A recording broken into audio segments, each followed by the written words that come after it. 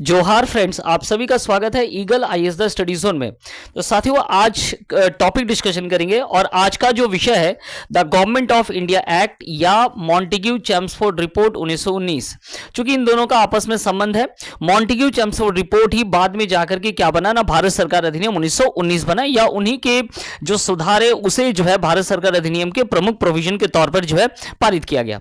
तो चलिए प्रारंभ करते हैं। याद रखिएगा, मॉन्टेग्यू चेम्सफोर्ड रिपोर्ट जो है भारत में संवैधानिक विकास के इतिहास के तहत एक महत्वपूर्ण टॉपिक है, जो कि यूपीएससी के पिछले वर्षों के प्रश्नों में जो है पूछा गया है।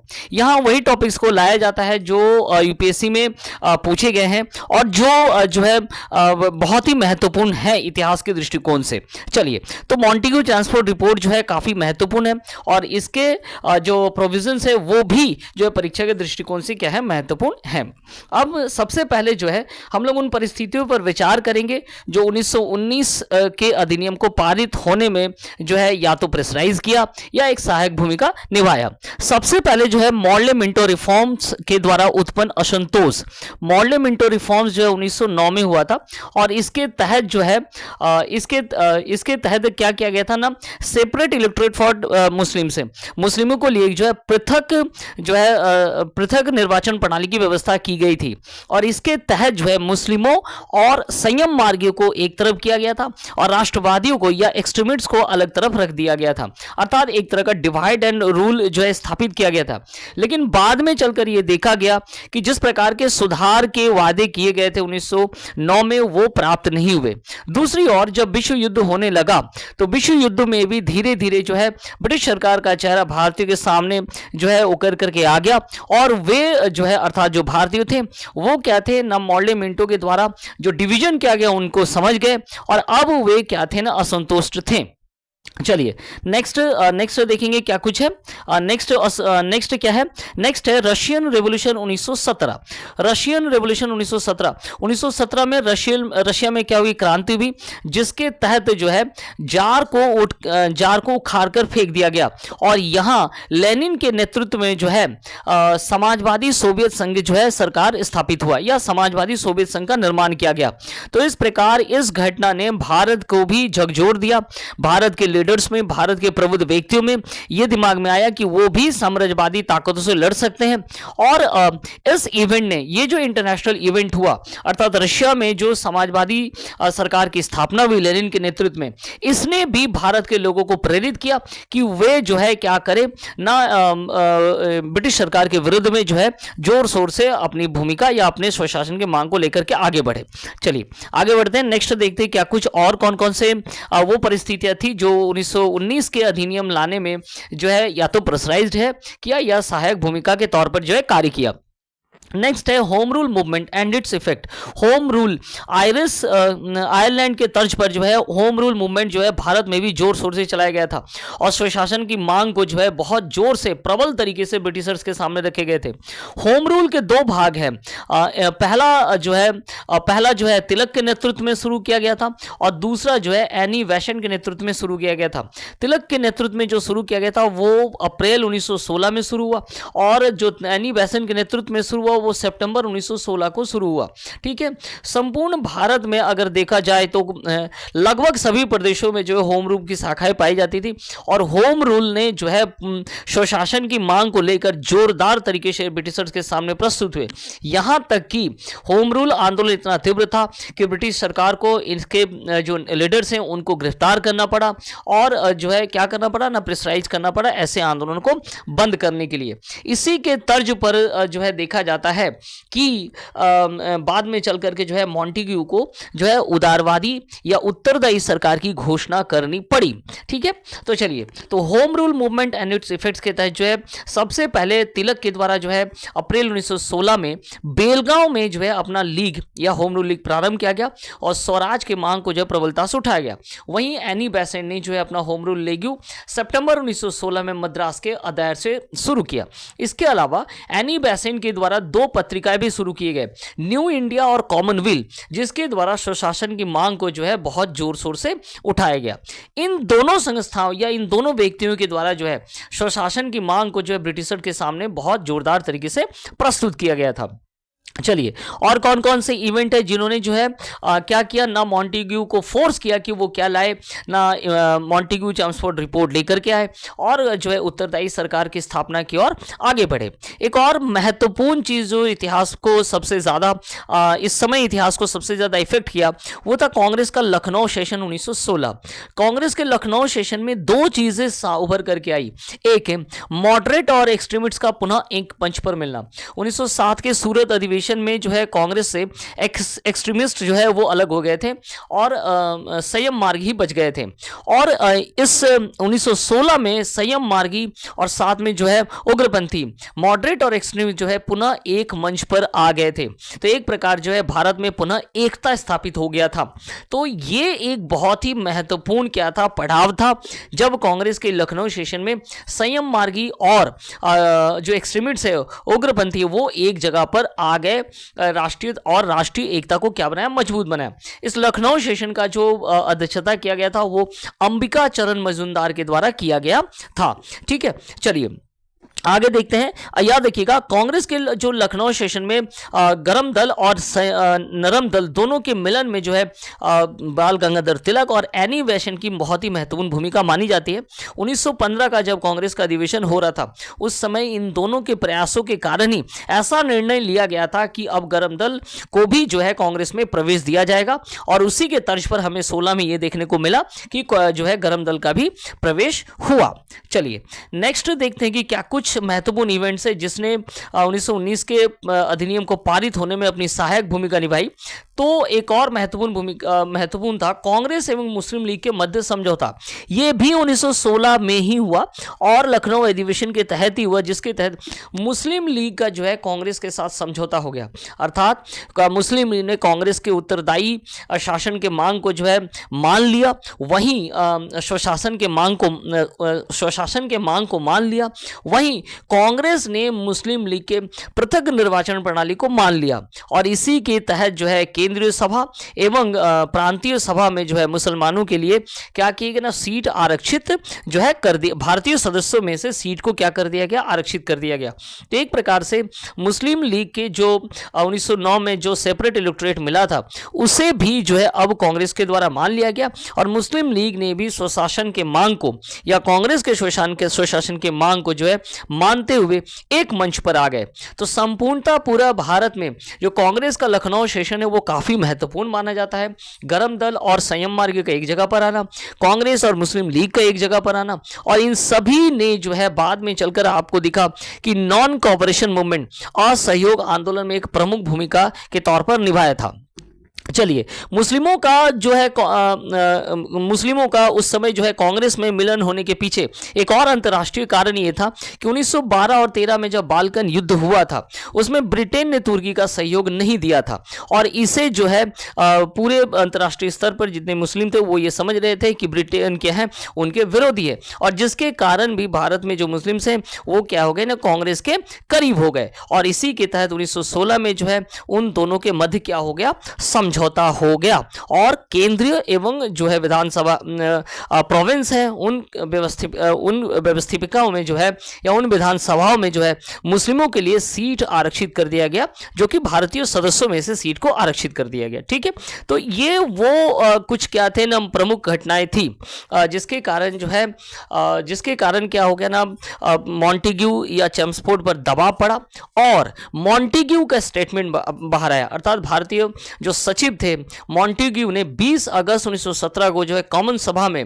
ब्रिटिश सरकार के उद्देश्यों पर एक घोषणा दिया, जिसे मॉन्टेग्यू स्टेटमेंट कहा जाता है या अगस्त का मॉन्टेग्यू स्टेटमेंट कहा जाता है। और इसके तहत भारत में जो है उत्तरदायी प्रणाली स्थापित करने के लिए शीघ्र ही एक सुधारात्मक कदम उठाने की घोषणा की गई। तो इस प्रकार उन सभी कारणों का परिणाम क्या था ना, मॉन्टेग्यू ने स्टेटमेंट दिया कॉमन सभा में 1917 में कि क्या होगा ना, जल्दी भारत में सुधारात्मक कदम उठाए जाएंगे और जिसके तहत भारतीयों की भागीदारी को बढ़ाया जाएगा और एक उत्तरदायी प्रणाली स्थापित करने पर क्या दिया जाएगा ना, जोर दिया जाएगा। इसी के तहत जो है जुलाई 1918 में मॉन्टेग्यू चेम्सफोर्ड रिपोर्ट या योजना जो है प्रकाशित किया गया, जो कि आगे चलकर 1919 के भारत सरकार अधिनियम के तौर पर पारित हुआ। चलिए तो अब देखेंगे कि भारत सरकार अधिनियम के मेन प्रोविजंस क्या थे। एक बार फिर से एकलव्य सेशन में आप सभी का स्वागत है। और इस सेशन में हम पीओआईक्यू डिस्कशन करते हैं, टॉपिक डिस्कशन करते हैं, कॉन्सेप्ट क्रिएशन पर जो है सबसे अधिक जोर दिया जाता है, और एनसीईआरटी का डिस्कशन भी हम लोग जो है आगे चलकर करेंगे। चलिए, तो कौन कौन से वो प्रमुख प्रोविजंस हैं जो कि भारत सरकार अधिनियम में अपनाए गए। सबसे पहले जो विषय थे उसे सेंट्रल और प्रोविंस लिस्ट में डिवाइड कर दिया गया, अर्थात अब केंद्र के सभी विषयों को दो भागों में बांट दिया गया। एक तो सेंट्रल लिस्ट, दूसरा हो गया प्रोविंस लिस्ट। सेंट्रल लिस्ट में क्या थे ना, सार्वजनिक महत्व के विषय थे, विदेशी मामले थे, रक्षा, सार्वजनिक ऋण, डाक और संचार व्यवस्था। इसके साथ साथ कई अन्य जो है लिस्ट भी, विषय भी इसके अंतर्गत थे। वहीं प्रोविंस लिस्ट में क्या थे ना, स्वास्थ्य था, लोकल सेल्फ गवर्नमेंट था, एजुकेशन था, लैंड रेवेन्यू एडमिनिस्ट्रेशन था, कृषि था, शांति व्यवस्था था। ये सब के साथ साथ अन्य कई चीजें जो है प्रोविंस लिस्ट में थे। और याद रखिएगा, इस पार्ट में प्रश्न पूछा जाता है कि कौन कौन से जो है सेंट्रल लिस्ट में है, कौन कौन से प्रोविंस लिस्ट में है। ये पार्ट बहुत ही महत्वपूर्ण है। तो 1919 का अधिनियम का जो लिस्ट है, जिसके तहत जो टोटल लिस्ट है उसको सेंट्रल और प्रोविंस लिस्ट में डिवाइड किया गया था, यहां प्रश्न पूछा जाता है। चलिए, इसके साथ साथ कई अन्य चीज़ों को भी और कौन कौन से नए और कौन कौन से प्रमुख जो है सुधारात्मक कदम उठाए गए। तो दूसरा था बाईकैमरल ऑफ सेंट्रल लेजिस्लेटिव। तो सेंटर में जो इंपीरियल लेजिस्लेटिव था, अब उसे द्विसदनीय बाईकैमरल बना दिया गया। पहला तो हो गया केंद्रीय सभा, पहला हो गया केंद्रीय विधानसभा सेंट्रल लेजिस्लेटिव, और दूसरा हो गया राज्य परिषद। केंद्रीय विधानसभा में जो है 145 सदस्य थे, वहीं जो राज्य परिषद था वहां 60 सदस्य थे। केंद्रीय विधानसभा के जो 3 वर्ष जो सदस्य वो 3 वर्षों के लिए नियुक्त होते थे, और राज्य के जो सदस्य थे राज्य परिषद के वे 5 वर्षों के लिए नियुक्त होते थे। तो इस प्रकार जो है, एक तो सेंटर के लिस्टों को दो भागों में बांट दिया गया, सेंट्रल लिस्ट और प्रोविंस लिस्ट। उसी प्रकार जो इंपीरियल लेजिस्लेटिव काउंसिल था उसे भी दो भागों में बांट दिया गया। एक तो हो गया सेंट्रल लेजिस्लेटर और दूसरा हो गया राज्य परिषद। और सेंट्रल परिषद में 145 और राज्य परिषद में कितने सदस्य थे, तो 60 सदस्य थे। ठीक है, चलिए आगे देखते हैं और कौन कौन से मेन प्रोविजन थे। इंडियन हाई कमिश्नर का एक नया पद बनाया गया। भारतीय राज्य सचिव तो थे, लेकिन अब जो है एक नया पद बनाया गया, भारतीय उच्च आयुक्त का एक पद बनाया गया, जो कि जिन्हें जो है एजेंट के तौर पर काम करना था, गवर्नर जनरल के एजेंट के तौर पर काम करना था। इसके अलावा कार्यकारिणी में भारतीय सदस्यों की नियुक्ति को जो है बढ़ाया गया। अब 8 में से 3 सदस्य जो है क्या थे ना, भारतीय थे, और उन्हें क्या कौन कौन से डिपार्टमेंट दिए गए ना, विधि दिया गया, शिक्षा दिया गया, श्रम दिया गया, स्वास्थ्य दिया गया, उद्योग विभाग में उन्हें उनकी नियुक्तियां की गई। तो कार्यकारिणी में जो है विस्तार किया गया, और 8 में से 3 सदस्य क्या थे ना, अब भारतीय थे। चलिए नेक्स्ट, पब्लिक सर्विस कमीशन की स्थापना। तो 1919 अधिनियम में प्रथम बार पब्लिक सर्विस कमीशन, लोक सेवा आयोग की स्थापना के मार्ग को प्रशस्त किया। और इसके बाद 1924 में ली कमीशन के जो है स्ट्रॉन्ग रिकमेंडेशन के तहत ही जो है क्या हुआ ना, 1926 में पब्लिक सर्विस कमीशन स्थापित किया गया, प्रथम बार भारत में स्थापित हुआ। तो सबसे पहले 1919 के अधिनियम के द्वारा ही लोक सेवा आयोग के गठन के मार्ग को प्रशस्त किया गया था। और इसी के सेक्शंस के तहत बाद में जाकर के ली कमीशन ने भी क्या किया ना, जोर दिया, और फिर जो है बाद में 1926 में पब्लिक सर्विस कमीशन लोक सेवा आयोग जो है गठित किया गया। चलिए नेक्स्ट देखेंगे और कौन कौन से मेन प्रोविजन थे। सेपरेट इलेक्टोरेट एक्सटेंडेड, इसका क्या अर्थ हुआ ना, 1909 में हमें क्या देखने को मिला ना, मुस्लिमों के लिए अलग इलेक्टोरेट मिला, लेकिन अब 1919 में सेपरेट इलेक्टोरेट को एक्सटेंड कर दिया गया। तो अब किन्हें किन्हें मिला ना, अब ये एक्सटेंड होकर सिखों के लिए मिला। इसके साथ साथ जो भारतीय क्रिश्चियन थे, इंडियन क्रिश्चियन थे, उनको लिए मिला। एंग्लो इंडियन के लिए भी अब जो है इलेक्टोरेट मिला, पृथक निर्वाचन प्रणाली। और इंडियन यूरोपियन, तो ये जो है सिख, इंडियन क्रिश्चियन, इसके साथ साथ जो है एंग्लो इंडियन और इंडियन यूरोपियन तक जो है क्या मिल गया ना, सेपरेट इलेक्टोरेट जो है एक्सटेंड कर दिया गया। इसके अलावा लिमिटेड वोटिंग राइट्स, जो मताधिकार थे वो उसके संख्या में वृद्धि तो हुआ, लेकिन मत देने के अधिकार जो है बहुत सीमित तरीके से ही दिए गए। अब जो है मताधिकार वही दे सकते थे जो संपत्ति, आय एवं भूमि कर जो है, अर्थात मताधिकार का जो प्रयोग होता था उनमें क्लॉजेस लगा दिया गया। कौन कौन से क्लॉजेस थे ना, जो संपत्ति टैक्स देते थे, जो आय टैक्स देते थे, जो भूमि कर के टैक्स देते थे, तो उनके लिए जो है मताधिकार का प्रयोग दिया, उन्हीं के लिए मताधिकार वो प्रयोग कर सकते थे। और ये लगभग 3000 के आसपास टैक्स था। ये देने पर ही जो है कोई व्यक्ति वोट दे सकता था। महिलाओं के लिए जो है वोट देने का अधिकार इसमें प्राप्त हुआ था। ठीक है, तो जो है लिमिटेड वोटिंग राइट्स जो है महिलाओं को कहें या पुरुषों के लिए थे। उनमें भी जो संपत्ति, आय और भूमि कर की सीमाएं बांध दी गई थी। चलिए नेक्स्ट देखते हैं और कौन कौन से मेन प्रोविजन है। प्रोविंस में अच्छा यहाँ पर थोड़ा सा जो है ध्यान रखिएगा, डी नॉर्मली आ गया है गलती से। तो प्रोविंस में डायरची सिस्टम लागू करना। प्रोविंस में जो है द्वैध शासन जो है लागू किया गया। और इसके तहत क्या किया गया ना, इसके तहत जो है विषयों को जो है प्रांतीय विषयों को दो भागों में बांट दिया गया।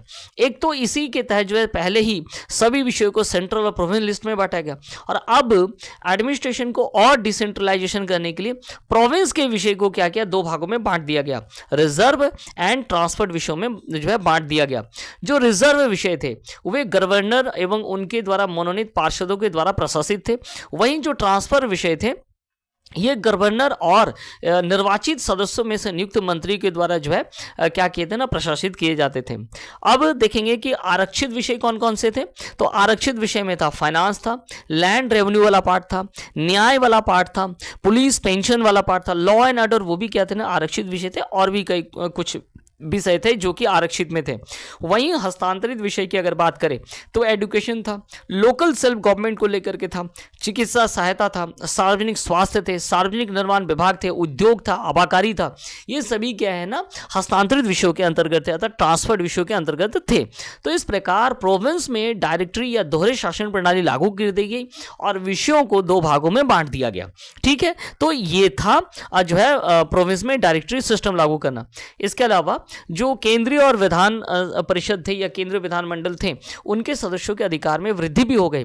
अब प्रश्न पूछने के अधिकार में वृद्धि हो गया, प्रश्न पूछ सकते हैं। इसके साथ साथ जो है पूरक प्रस्ताव ला सकते हैं, पूरक प्रश्न पूछने की भी अनुमति था, प्रस्ताव एवं स्थगन प्रस्ताव ला सकते हैं, साथ में बजट को आप अस्वीकार भी कर सकते हैं।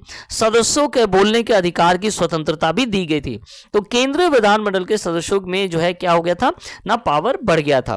तो ये कुछ जो है मेन प्रोविजन थे जो कि 1919 अधिनियम के तहत प्राप्त हुए। उनमें मुख्य रूप से सेंट्रल विषय को जो है दो भागों में बांट दिया गया, सेंट्रल लिस्ट और प्रोविंस लिस्ट। इसके साथ साथ प्रोविंस में डायरेक्टरी सिस्टम लागू करना, रिजर्व और हस्तांतरित विषयों, इसके साथ साथ जो है सेपरेट इलेक्टोरेट जो है अब बढ़ते हुए इसके जो पैरामीटर वो बढ़ गए। Sikh, Indian Christian, Anglo Indian और इंडियन यूरोपियन भी इसमें शामिल हो गए। पहले से मुस्लिम तो थे ही। तो ये सभी चीजें जो है काफी महत्वपूर्ण है, जिनसे क्या होता है, प्रश्न पूछा जाता है। ठीक है, चलिए अब देखेंगे कि इसका कंक्लूजन क्या है। कंक्लूजन के तौर पर देखेंगे कि कंक्लूजन क्या है। इसे जो है कांग्रेस या अन्य ने किस प्रकार लिया। इस एक्ट को कांग्रेस के द्वारा जो है क्या कहा गया ना, ये निराशाजनक है और असंतोषप्रद बताया गया। ठीक है, और बाद में जाकर के जो है कांग्रेस महात्मा गांधी का प्रवेश भी हुआ और महात्मा गांधी के द्वारा नॉन कॉपरेशन मूवमेंट के स्थापना के नॉन कॉपरेशन मूवमेंट या असहयोग आंदोलन प्रारंभ करने की जो प्रक्रिया वो प्रारंभ करना चला गया 1920 में। ठीक है, लेकिन कुछ ऐसे भी लीडर्स थे जिन्होंने इसका सपोर्ट किया। उनमें एनी बेसेंट, सुरेंद्रनाथ बनर्जी, तेज बहादुर सप्रू ने, इसके साथ कुछ और भी थे जिन्होंने इस अधिनियम को एक्सेप्ट भी किया। वहीं एसएन बनर्जी, सुरेंद्रनाथ बनर्जी और तेज बहादुर सप्रू, जिन्हें लिबरल्स कहा जाता था, उन्हें इंडियन लिबरल पार्टी जो है उनके द्वारा बनाया गया। तो ऐसे कुछ लीडर्स थे जिन्होंने इसका सपोर्ट किया, जबकि कांग्रेस ने इसका क्या किया था ना, इसे निराशाजनक बताया था और क्या बनाया था ना, असंतोषजनक बताया था। तो ऐसे ही महत्वपूर्ण टॉपिक के साथ हमारे साथ जो है जुड़े रहिए ईगल IAS स्टडी जोन में। आप सभी का बहुत बहुत धन्यवाद।